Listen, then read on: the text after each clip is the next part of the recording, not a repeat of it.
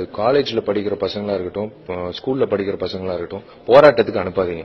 காலேஜ்ல படிக்கிற பசங்களா இருக்கட்டும், ஸ்கூல்ல படிக்கிற பசங்களா இருக்கட்டும், போராட்டத்துக்கு அனுப்பாதீங்க. Hats off to Tamil Nadu youngsters.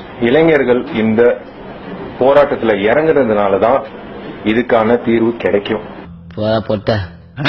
என்னது போடா பொட்ட போடா பொட்ட.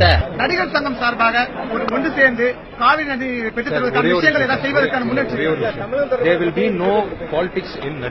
இல்ல முந்தைய நிர்வாகங்கள் வந்து செய்திருக்காங்க, நீங்களும் கலந்திருக்கீங்க, பல்வேறு விஷயங்கள் செய்திருக்கீங்க.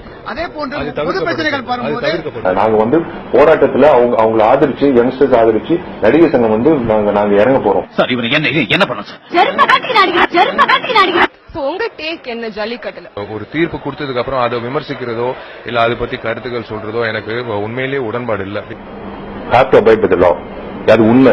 But at the same time ஒரு சென்டிமெண்ட் வந்து ஒரு விஷயம், ஒரு கலாச்சாரம் சம்பந்தப்பட்ட ஒரு விஷயம் வந்து if it can be solved by the prime minister, we can voice it out. There's nothing wrong.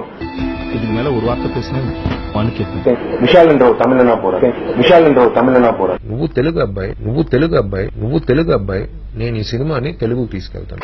ஏதாவது ஒரு போர்வையை போட்டுக்கிட்டு திரும்ப தமிழை இழிச்சவாய் நினைச்சீங்கன்னா